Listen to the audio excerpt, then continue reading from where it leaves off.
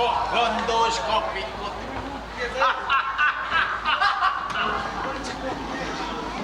Teges Prabu Semi wis dadi bandan. Teges dadi bandan. Res ora kuwawa nandingi Kridamu lan boten kuwawa piyambakipun. Mari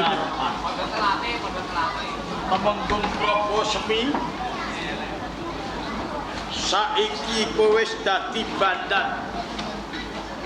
Gelem ora gelem yen kowe pengin isih nyawang gebyaring jagat saiki kowe manut kelawan aku Prabu Semi yo bareng-bareng ngrubuhke Demak Bintara. gelem ora aku kalebu Kugawa Praja Demak Bintara. Iya Nganti kukuting jagat aku ora bakal balui kelawan menaruh. Tak enteke patiku. Enteke patine. yentengke patine Nek ngaten percaya Prabu Semi masane bali dadi arah. yen pancen kabeh iku wis kok niati wis kok temo nek kowe wis wegah nyawang gebyaring jagat panguwasa tunggal ing penaruh anakku mati lan ora nek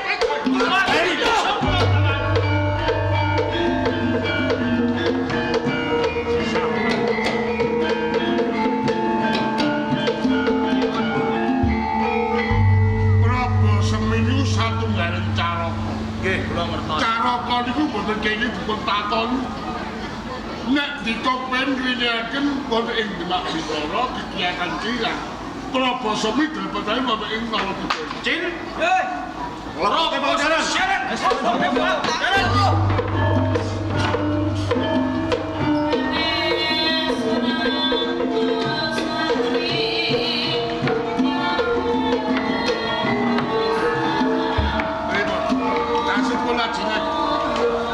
kenging napa mboten menawi kula dereng nglengser palungganing Trenggono kula dereng marang Wonten syarat-syaratan. napa syarat-syarat Yen ngemudi wonten ing Demak Bintara ketangasta Partisara. Partisara Surat pikukuh. surat pikukuh utawi serat kekancingan lajeng Napa sebabipun? Merga Trenggono dados sultan menika dereng gani Partisara. lho kok saged Nggih mawon. Para wali do kalih piyak. Trenggono dados sultan timbul perang Madura ing awan kadang lan kadang. nggih Saengga Serat Partisara tasih dipun asta randane Patinus.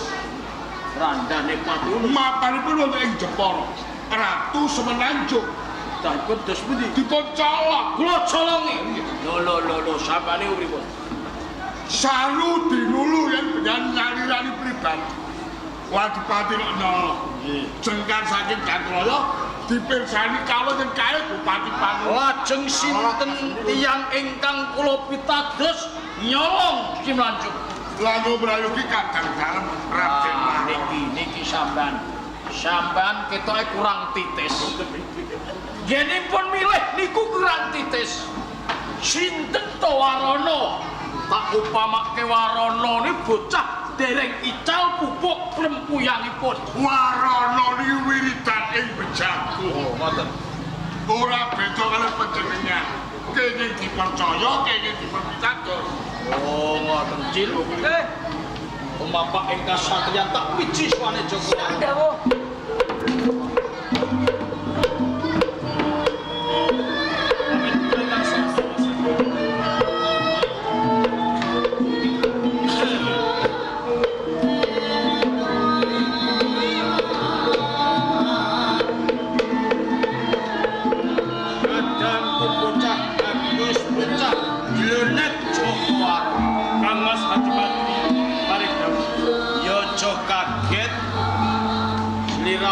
Wiji ana sak tengahing alas merga mentas wae Temenggung Prabu Semi Karangget saiki wis mapan ana ing pakunjaran.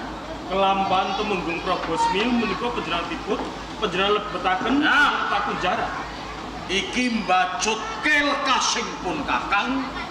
Iki ana jejiban sing mligi kanggo kowe. Wonten jejibahan ingkang mligi kangge kula. Lajeng menapa jejibanipun? Supaya ora tumpang suh duna dungkap nggon lampa luwih prayoga nyuwun pirsa lawan guru Walangsung kados. Laras Lun nggih. melu bantu marang kadani. Dan kadani lo kelakon ngemudi ing Demak Bintara kanggo kamulyane kawula ing penaruhan. Kowe kudu wani tumindak niska. Teka ing Jepara nyolong tomboyong Ratu Semenanjung.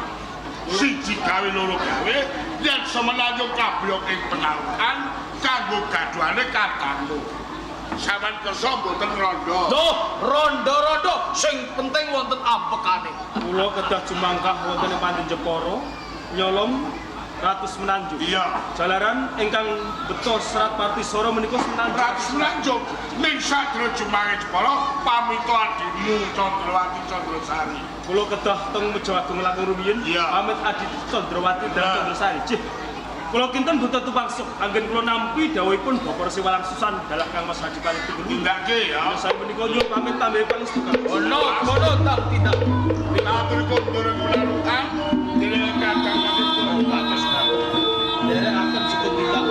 Teh, balik taruhan teh. Monggo Kanjeng.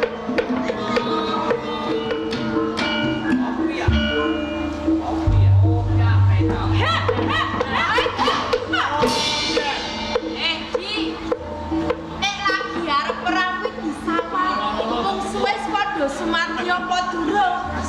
Kaya ngene yo Mbak. Arep rene waktu kowe. Ora wani apa.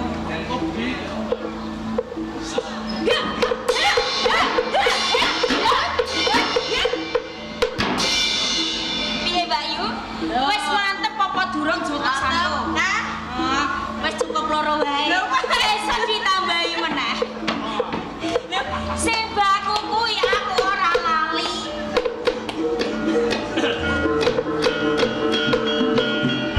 Rumangsa seneng ati. Seneng. Yen to aku nyawang anggonmu gegladen. Nanging nyatane wis ora ana sing tupangsuk. Tuladane ditandha tari napa dene kowe coba. Kang, tambah energi. Piye? Tambah siji. Perkara gladen iki disisih-sisih. Lho, Mergo apa? kewajibane aku lan adikku kuwi saben dina ki mau gladen lan gladen. Lah ini papan kene sampean ki perkara gladen kok disisihke. Jare aku lan adikku ki dikongkon apa, Pak? Aku wis percaya. Sawise aku nyawang tajangmu pindhane Srikatan Nyamberwala.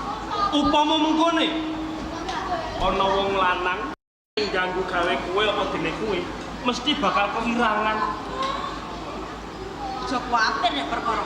Lha nyatane aku ngerti dhewe, Jek. Anggonmu gegladen semput gembekut. Ora ana sing tumpangsuk. Kabeh kuwi mergo saben dina sampean sing paring tulang uruk, saben dina sing gladilan aku.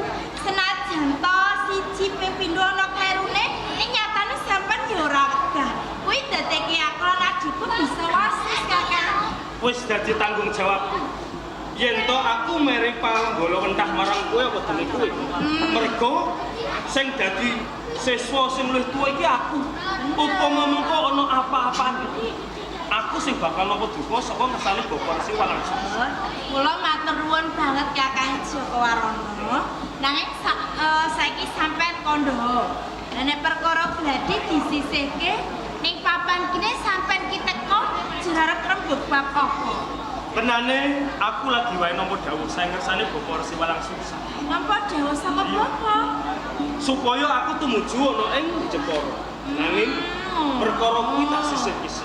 Mergo iki ana bab sing sambung karo atiku sing kudu tak blakake marang kowe lan kowe.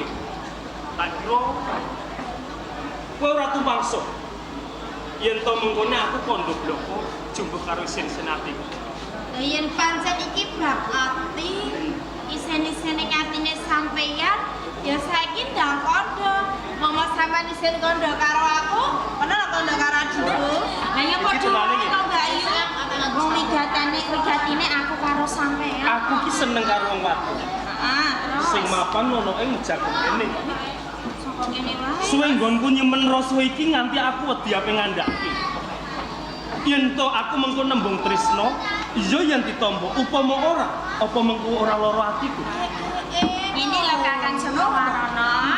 Yen ta sampean wedi, sampean kandha karo aku lan Mbak Candrawati, mengko aku sing kandha. Oh ngono. Bisa. Yen kowe piye? Nek perkara ati, perkara wong wadon. Lan aku kono boga ya wegah. Lah kali wong lanange wani ya para nembung wong wadon. Lho ya dibantu to, Bayu. Kowe ora usah nembungke wong wadon. Kowe ora durung ngerti to wong wadon kuwi sapa sing tak senengi lahir batin. Apa ya isih kalebu seswa ning bejagung. Tenane isih kalebu seswa ning bejagung kene. Saben dina wis rawung karo aku. Saben dina wis cedhak karo aku, Jagung. Aku wis tepung gak? Wis tepung. Wah. Wah, anjir sapa iki to, Kakang? Pengen tenan. Kowe pengen ngerti. Iya, salah. Tenane wong wadon kuwi ora ana liya ya kowe dhewe. Lho. Aku Kakang karo adikku. Pancen sing tak senengi lahir batin kowe apa dene kowe? Oh, saiki aku ngerti. Pamre saben dina sampean cedhak aku lan adikku, saben dina kuwi kula wentak, mergo sampean ki duwe rasa seneng. Ora tak selaki, pancen. Sakwise aku mangiswa ana ing ngersane Bapa Resiwasan susah. Iki tenane tuwuh rasa tresno sakjroning atiku. Saben-saben aku cedhak karo kowe. Rumangsa lambeku ora bisa penyecap. Mergo rumangsa susukan atiku. Nyimpen rasa tresno iki. Mula Aduh. gelem legane ana katresnanku. Kakang Jakawarana, yen sampean kena tak eleke diurungke bae ya Kakang. Aja dibajoke. Mengko yen nganti bapa ngerti sampean ditutani. Perkara mengko dukane bapa, aku sakute tanggung jawab. Waton siji. Waton kowe gelem dadi bojoku. Urip mulya ana ing penaruhan. Wis njalukmu apa mangkene bakal tak wujud. Waton aja tumure lintangan bulan saka langit. Kakang Jakawarana, aku lan adikku iki ora njaluk apa-apa. Untuk mata kelakon omah-omah, aku mesti golek wong lanang sing tak tresnani. Pancen aku lan sedulur iki tresna lan sauraya. Tresnane kuwi antane sedulur lan sedulur. Wiwitane kusen tresno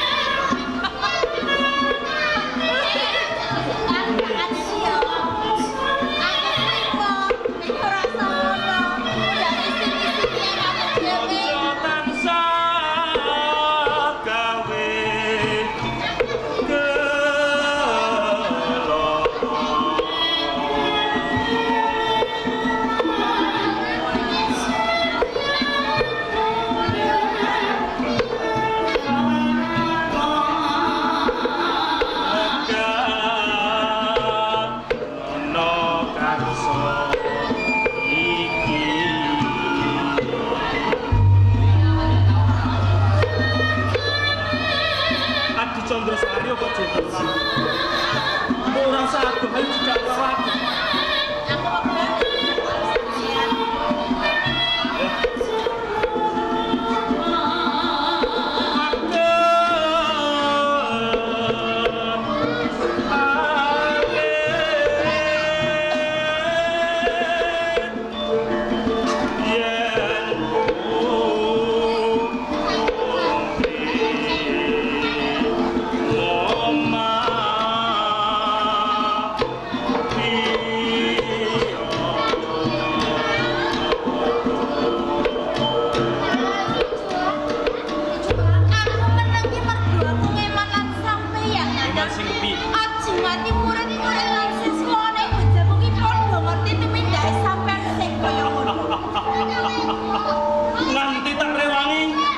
Aku mau ngemis katresnan karo kowe.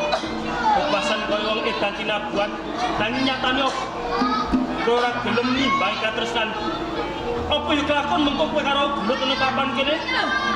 Lah yen pancen kejaluke sampean kaya ngono, padha-padha wiritane Bapak Resi Bejagung, mesti bayar wani lan sampeyan. Yen kowe bonggo, tak kira ora bakal ngomong. Rasa sing ati-ati. Padha diati wong loro. Nek gelut ora rampung, sing padha ketapke ya dijelekane kaya ngono Bayu. Yen kowe penjalamu tak regani keronenmu. Aja luputke aku yen kowe jebabah keman lemah. Benane ngono kowe tak emak.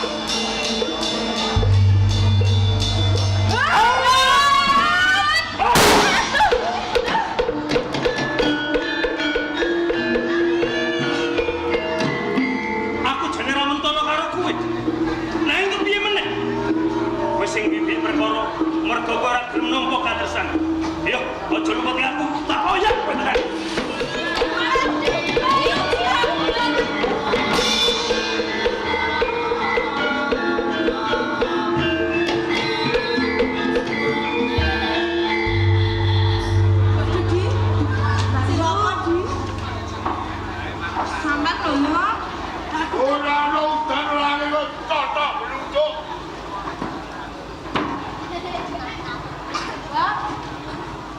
Buatan apa-apa? Ya, Ribun. remuk. Rasane Bocah wedok ora medok iki kepiye to, Nduk? loh. Kok ngaten? Lha beku kok kecil suwe gunung anakan kok ditabrak. Ya apa nglepatke kula ta, Bapak? Lho sapa sing luput? Sing luput iku jenengan, Wah, wah, wah, wah, wah. Kok malah nyalahke aku iki kepiye? Loh. Nggih. Sing nabrak iki kowe. Sing nabrak Aku sing kok tabrak. Nggih. Ning sing luput jenengan. Kok iso aku? Lho enten wong playu jenengan teng-tengah dalan mboten minggir nggih kula tabrak. Oh. Lah jenenge nek sumingkir mboten ketabrak. Anak kelalah. Lho, Jujur aku wis tuwek kepong perak jambul wani ditabrak. lho lajeng. Lho nek aku sing ditabrak. Ya umat penyakitku. Ih, penyakite napa, Lho Bapak? aku iki penyakit duwe nek diterjaki wong wadon. Napa niku? Napa niku? Penyakitku bekakon. Ih, ditik kok mekakon to, Mbak Yu? Lagi iki aku krungu. Mapunten Bapak wong boten ngertos. Niki wau kula mlayune mungkul. Salah sogo. Tandang tanduk lagu-lagane wong wanita. Sak jangkah sak pecak kudu merati. Empun merati. Aja ngono kuwi dadi cacat ali kako. Nyuwun sewu, Bapak. Lah kan merati kados pundi? Wong kula niki wedi. Wedi apa? Alah, Bapak. Apa lu satu galak jare mangsa kowe? Alah nek perkara kewan sing galak niku kula wani ngadepi, Bapak. Lho apa sing kok wedeni? Niku lho Kakang Joko. Joko sapa? Warono. Nggih. Napa Joko Warung? Kakang Joko Warono, Bapak. Niki wae kula nek nembe graden kalih Mbak Yu Chandrawati. Lho dumadan niku wonten tekane Kakang Joko Warono Iya. nembung tresna kalih kula lan Mbak Yu Chandrawati. Piye? Kula kalih Adi Candrasari ajeng dipek bojo. Sanging ayumu apa piye? Sapa Warono kuwi? Warono kadang adipati penarukan. Nggih. Akeh kenya sing padha kedalan karo Warono ora ditampa banget. Lho mung sak kowe. Lho, niki saestu Bapak. Lha panjenengan kok mboten percaya? Pipi kula Bapak, pipi kula kalih niki. Pipimu diapa? Pipi kula ajur, ajur diowo. Tawat, ngeten. Sami lho Bapak, pipi kula nggih diowo, tawat. Pipi Bapak, lambe kula digo dolaran ngeten. Ayo, perintah wong jenggriyot, wong gendol, wong Malang, Limasan, Nggih. Mangeng, Kene napa Bapak? Bedoyo, kon ngopo-opo ra iku ya. Nuwun sewu, boten kepengin napa niku boten. Niki kangge contoh supaya jenengan iku percaya. Kersane cetha ngoten. Warana iki bocah sing lempeng galeng wiwit aku jujur sekojol. Ora bakal tumindak ngono ngene, Nyata niku kados nyaten. Kula ora ngatur ngeten. Kakang, sampeyan nek kanthi kepindahe ngerti Bapak, mesti wonten duka. Aku ki ora wedi karo Bapak. Maksamu aku ki kadang bupati kok karo Bapak langsung tak kapake tak saduk. Warana arep nyado aku. Nggih, Bapak. Kan sado warana. Nggih. Sado lah aku ora roh ae. Jenengan ki duka ta Bapak? Lho sing duka piye wong aku ora weruh. Tur ora krungu dhewe. Lah niku mboten nesun disaduki niku mboten nesun. Aku wedi nek nesu ki ndek penyakit stroke. Mboten stroke ah. Lho sing Stroke. ayo kuwi wedi ya. Nggih mboten. Ben awet urip. Jenengan sabar ngeten. Lho sabar. Dadi guru sabar. Aku wong tua. Oh, sabar barang apa wae. Lho, nek disadu niku jenengan rak trimo. Lah niki malah kesangetan. Dewi. Halah, lho rumangsamu aku wedi karo Bapak walang susah. Nek aku ketemu karo Bapak, jenggoten tak diambuti.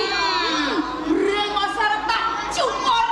Jenggot paling dicabuti. Nggih. Besok aku dicukur. Cukur, Bapak. Malah rasa tuku silat aku. Mboten nesu jenengan. Pripun to? Dia mboten nesu niki. Wah, jenengan iki Bapak, nek perkara niku ora mboten napa-napa. Niki Kakang Joko Warna kan demen-demen dupeh kadang bupati kok. Aku ki kadang bupati.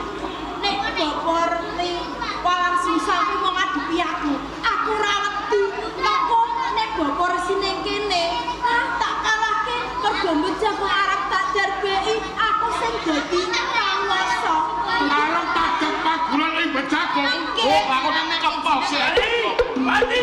Pati, Sari.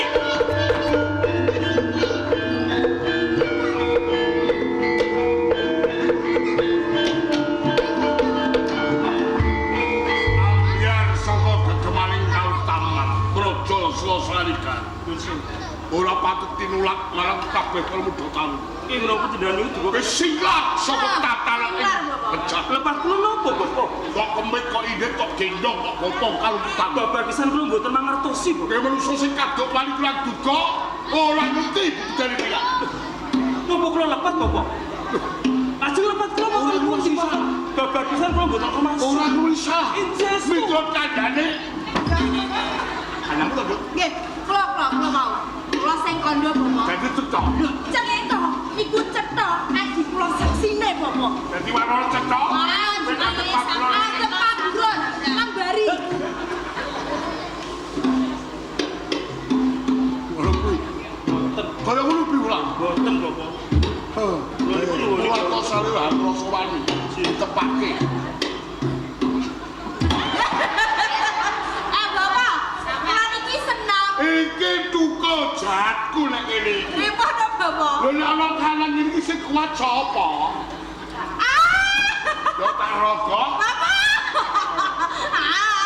Pak, kula senam niki kula masak. Krambau berbadan.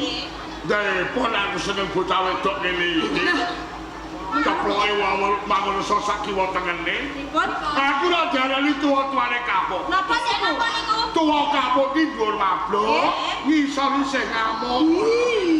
Medeni ya. Ono, nggih. Ora saka kikik-kikik kono. Kowe aja ndong pekon. Siji ngalap karo kadangmu sak loro. Ping pindho aku kok anggap dadi pepalangmu. yen aku singgirke kowe arep adek pagulan ana ing Bejago. Mawon dijawab mawon Bapak. Panjenengan amun gampil pitados kalih aturipun Candrawati napa Dewi? Ya kene ora. Tenane ingkang tresna kalih kula menika Candrasari napa Candrawati? Kula nu bercaos pemut nanging semunipun Adi Candrawati kalih Candrasari menika mah ngece kalih kula. Dadi sisine ora kowe. Boten kula. Sisine Candrawati. Oh. Kowe kok pinter manik tembung. Kok ngono? Ngeten lho Bapak. Mingis-mingis lambemu aja kanggo ngracuni atine kakung. Duh, nuwun sewu lho Bapak. Kula niki wiwit alit ngantos dewasa panjenengan kula wentah. Kula niki mboten nate goroh. Lho kula kajeng tresna kalih Kakang Joko Waron niku manggene wonten pundi Bapak? Kula niki krung maos sisiten kula. Termale lho Bapak. Lho umpami kula tresna kalih Kakang Joko Warono. Lho sing nguber-nguber kok Kakang Joko Warono. Lumrahe nek sing tresna niku mesti ngoyak terus. Lho kula mau dioyak. Dioyak terus kok Bapak. Ya tiwune bener. Nek wis. Yo cekak to Bapak. Wah kok celana pindahan nek ngoten niku kok kowe. Nggih. Ora ono pangapura babar pisan kanggo kowe. Tak jabel nggon putusan karo Jabel pripun Bapak? Jenengan jabel Bapak. dhewene tak perintah ing Jepara nyidha Ratu Semenanjung sak kanthi salah. Nek tak kondur pamit marang sliramu. Nek disalahgunake malah arep seneng karo kowe. Dasane. Ana nggih kowe tak perintah salah. Kula sing diperintah. Teko ing Jepara. Nggih. Boyongin Ratu Semenanjung kanggo kamulyane bendaramu. Lah Kakang Pak Joko Warono. Warono saiki ganti kewajibanmu. Wajibane Adi Candrasari. Tuladhane ngapur sirsih, umbah-umbah, masak. Gane wong wadon tak pasake karo Joko Warono. Cocok niku Bapak. Kakang Joko Iki Warono. hukuman. Nggih. Renek saiki gaweane sampean umbah-umbah. Nek sampean umbah-umbah aja lali aku titip. Apa titip apa kowe iki? Aku titip kula lho. Lanang. Kowe titip apa ndok? Nggih kula nggih titip to Bapak. Oh iya. Aku ya titip ya Titip apa? Kakang. Aku titip kotak. Hah? Isin kula Bapak. Badan hukum Napa niku badan hukum? BH. Lah nggih pantes nggih iki. Aja kuwi ndok isih kurang. Napa Bapak? Tutup cendol dawet Ah, napa niku? cawet. Kok kula niku isin. Upami kula mbah-mbah ngoten niku. Tindake aja suwek. Kepareng Bapak. Aku haji. Kowe bali penarunan. Kowe bali penarunan.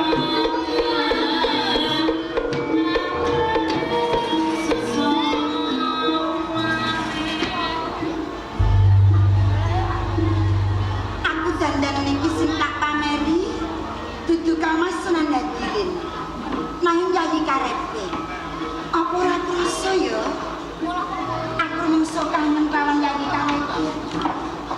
Nyatane kok ya ora marang aku. Assalamualaikum. Waalaikumsalam warahmatullahi wabarakatuh. Yayi Karete.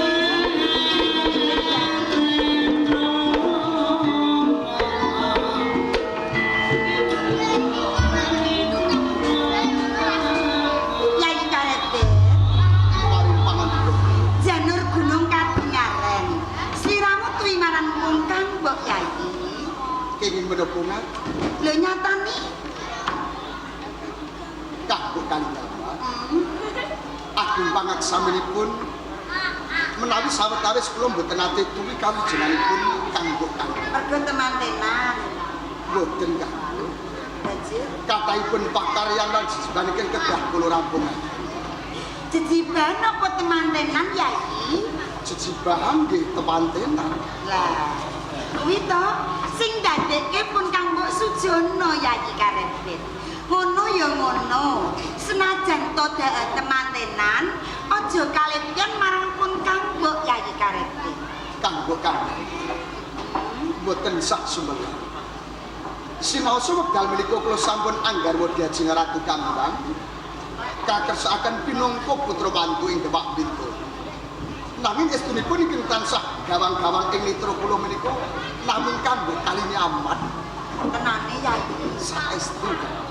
Yai Karetbit, yen kaya ngono padha marang pun Kanggo. Kangenipun Kanggo ora iso tak gambarake maneh. Coba wonge sapa wonge sing nyawang lawan Yai Karetbit. Dasar piyayine bagus. Apa meneh yen ngendika indah-indahing basa, lukitaning sastra Yai. Pun Kanggo sang serang kuat ngampah hargane kalapsane pun Kanggo Yai Karetbit. Ampun kesangetan anggenipun ngalem. Mangke mindak bilang bongkong jroning ati. Kuwi kasunyatan to Yai Karetbit. Kula kapah kalian beji. Perkara kangen ora mung siramu Yai. Pun Kanggo malah luwih kangen. Saiki mumpung Kang Mas Seneng Dadiren lagi ngimami ing Masjid Demak Mintoro. Mula kahanan iki aman Yai. Waton ora konangan. Menawi kajenengan Yen konangan ya ajar Yai Karetbit.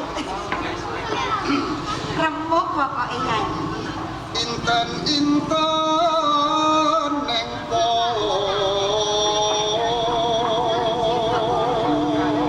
Yai Karetbit.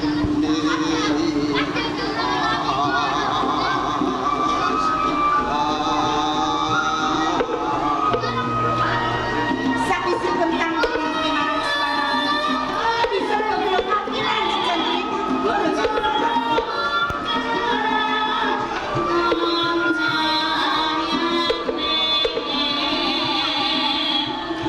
jiwat mawer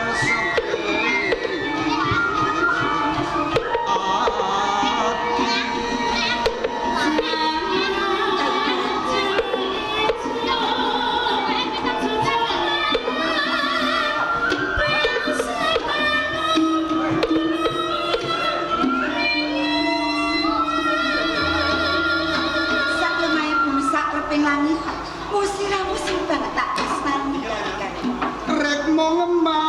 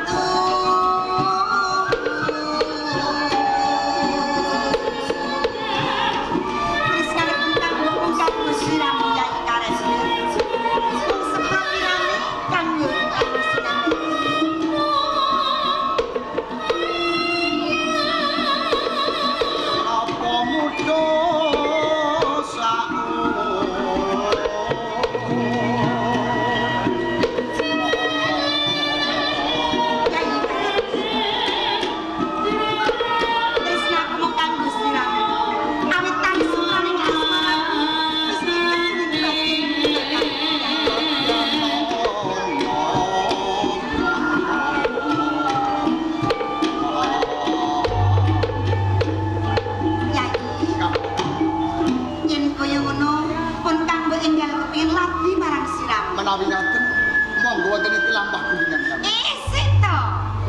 Ben luwih greng bopongen pun Kanggo Yai Karetbit. Bopong? Iya. Piye? Kuat apa ora? Iki lho. Ayo Yai. Aduh.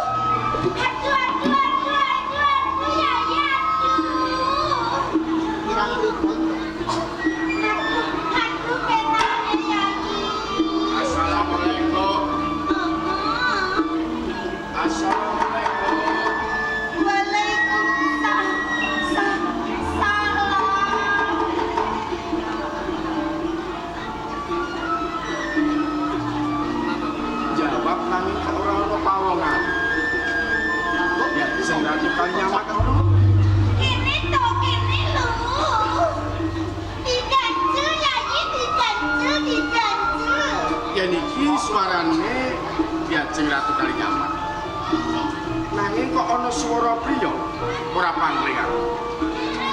Aku kelingan kalau semono ana lelakon penangsang blewah. Yen ora karo mesti lek nanti. Duh, tiwas kesusu kabeh. Urung rampung ana wong nguluk salam ning ora ana pawongane, ha? Rewong-rewoy ae, tak tutupne.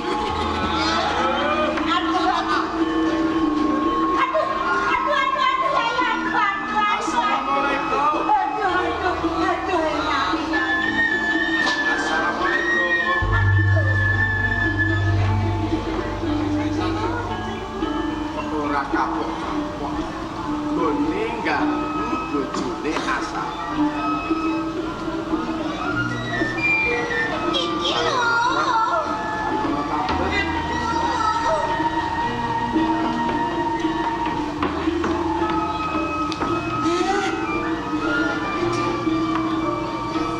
Bola-bali uluk salam. Suwantenipun Grewong-grewoy Yayi. Sopo ora ana pawongane babar pisan, ha? menapa? Ora kok Yayi, ora ana pawongane. Boten Pak. Tiwas kesusu kabeh. Assalamualaikum. Aduh, waalaikumsalam. Aduh, cilaka Yayi. Assalamualaikum. Yayi. Kene. Ora sedeng aduh cilaka. Piye ya? Piye karep metu kori mburi jebus kori ngarep.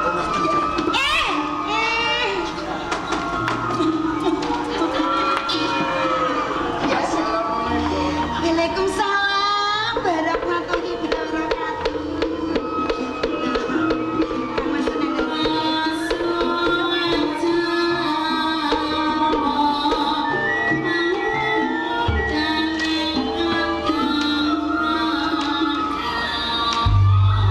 Nun sewu Kang Mas. Kanjeng Ratu Kok Kalinyamat. sampun kondur? Segede pangapuramu ya. Ngendikanipun rak ngimami ing Masjid Demak Bintara. Tenane kaya ngono nanging kabeh mau nggak aku. Awit apa? Ing Demak Bintara ana tamu kang saka manca negara. Dheweke kepengin pinanggihan. Ndak ngingake nggone mami ana Masjid Demak. Oh, dipun wurungaken Kinci. Jadi yang aku manci durung wayahe bali ana ing panti Jepang kuwi nyuwun kediripang. Inji mboten dados menapa Kang Mas. Kanjeng Ratu Inji Kalinyamat. kula. Dan saben pun kakang yen nuluk salam mesti mbok wangsuli. Inji. Nanging kadingane marambah-rambah anggon kuluk salam kok ora mbok wangsuli to. Nyun pangapunten Kang Mas. Kula wau kesisa nggih kula ngati sarita. Kesesa ngati salim. Nggih. Coba. Oh kaya ngono kuwi to nggon ngati salim. Pripun Kang Mas? Coba to nyamping dari roti dulu. Oh, nggih. Nyun pangapunten Kang Mas. Kala wau dipun cakar kucing. Iya, Cak. Kucing. Dipun cakar kucing. Nyampingmu dicakar kucing nganti mudari. Nggih. Ning nuwun sewu Kang Mas. Dicakar niki mboten sakit lho Kang Mas. Kok kaya ngono? Ning malah kepinu. Siramu ki aneh tur lucu. Nggih. Dicakar kucing ora lara kok malah kepinu. Tegese mboten keng sarira kula namung keng nyamping kula. Rahayune kok ora kena saliramu. Nggih. Saupama kena saliramu nganti lecet sapa sing kelangan. Angge panjenengan to Kang Mas. Coba madhep kono. Oh nggih. Pun besok to Ya, Kang Mas. Jeng. Inji kula. Kalinyamat. Inji. Piye to? Nyamping sing kuwi kok malah telas kuwi. Putih.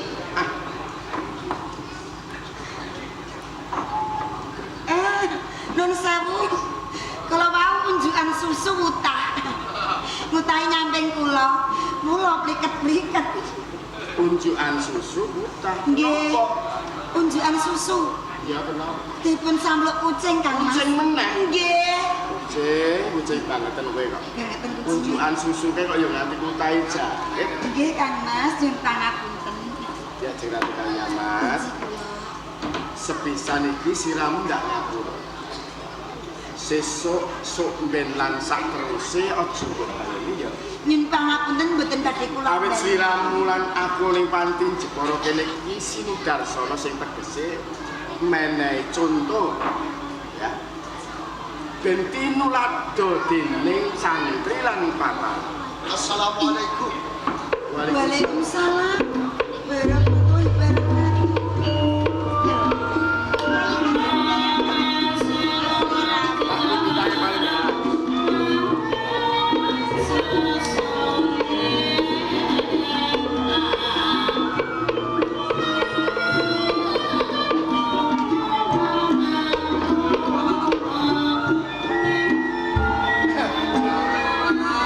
Kanjeng Ratu.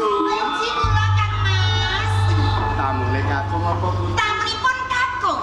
Nanging yo gini sing acarane kok siramu. Nun sewu, mawi kula mboten ngacarane Yayi Karebet. Mangke didakwa mboten rakeke bab kekadangan. Oh kaya ngono to. Inci. Ya Yayi Karebet, tak kaya ngono to. Kanjeng Ratu. Inci.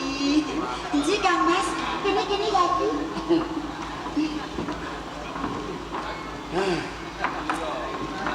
Balikan mantan padha karo mangan jangan nget-ngetan. Liripun. Balikan mantan padha karo mangan jangan nget-ngetan. Oh, ngaten. Sinten nggih Kang Mas? Aku krungu bakul plembungan ki nyanyi kaya ngono. Oh, ngaten. Ana alun-alun Demak Pinto. Tak boten kula ta. Mas, Kak Mas sawise lenggah aku ngaturi kasugingan tindak mono ing Panti Jepara. Pangestunipun Kang Mas Sunan Dadi kalis ing sapura-pura anggen kula tumapak ing Panti Jepara. Namun sembah pangabekti kula mugi kunci. Ya. Ndak tampa mung ora liwat pujo pangestunipun Kakang bae ditampani ya. Sanget ing pamundi mugi lewah ora daging kaliwatan. Sembah pangabekti kula mugi kunci. Gendi pangestunipun Kang Mbok enggak ditampani yo Yayi Karebet. Sanget ing pamundi mugi dados sanget Kaya mangkono. Dimas kadangipun Kakang mung bagus wong jronet kucing gasiran.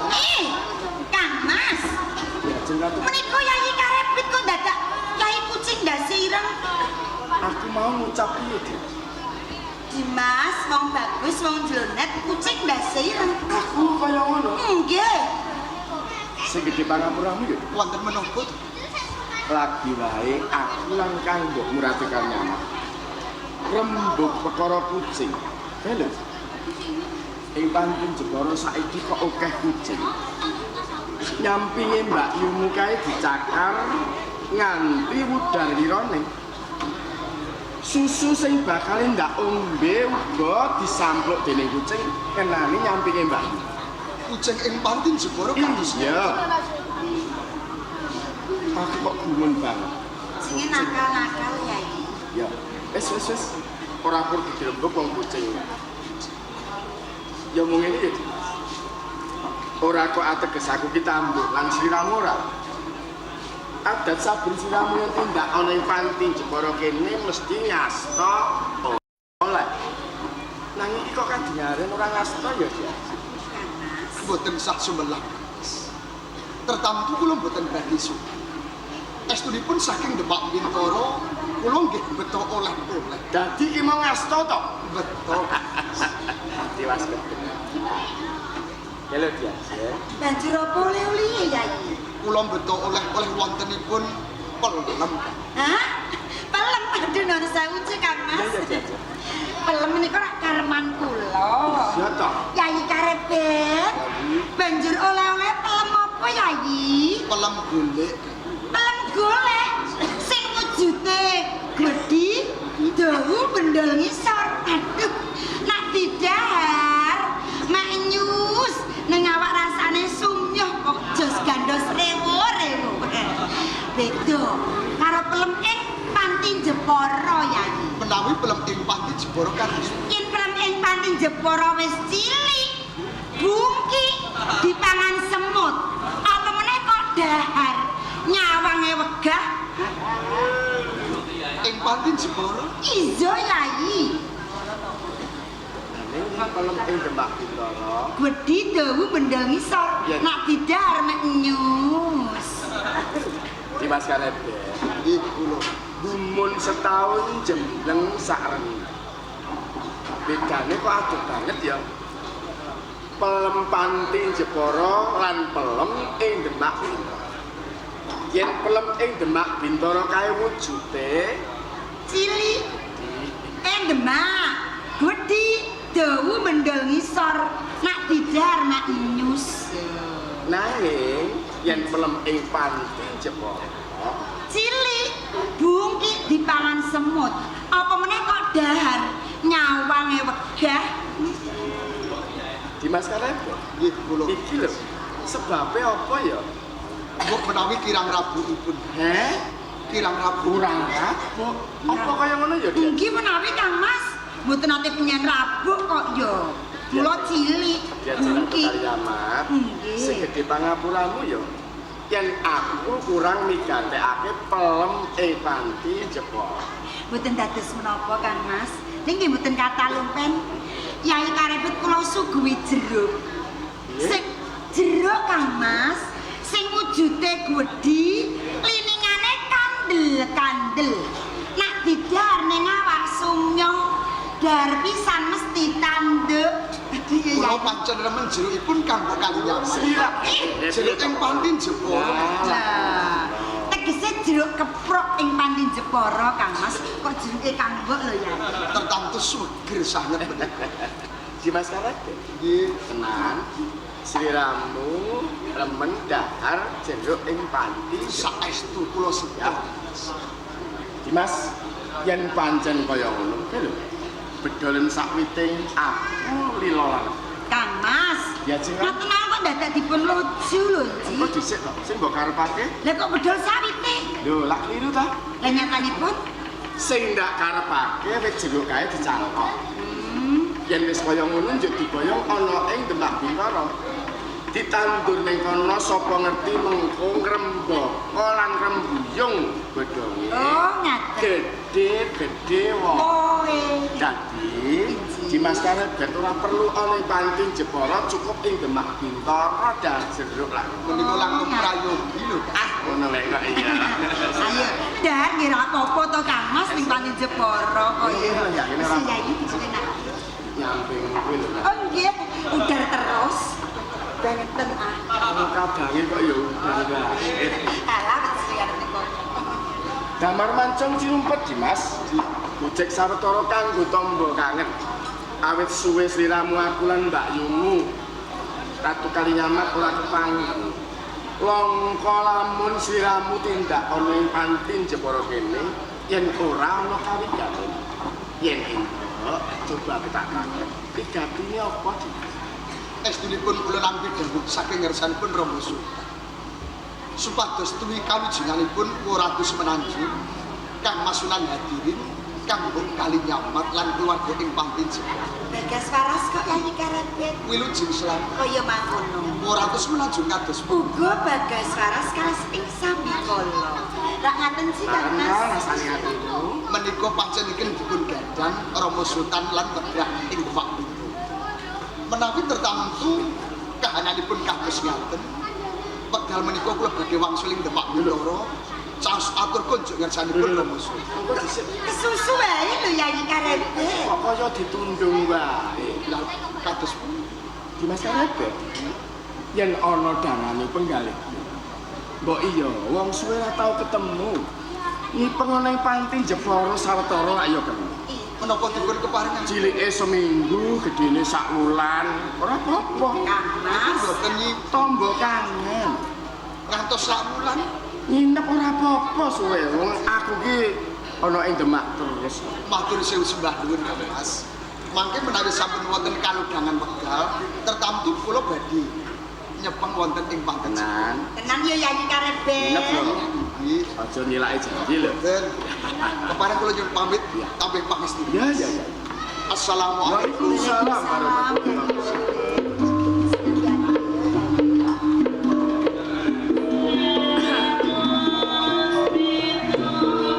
Dadah Yai Karepet. Dadah.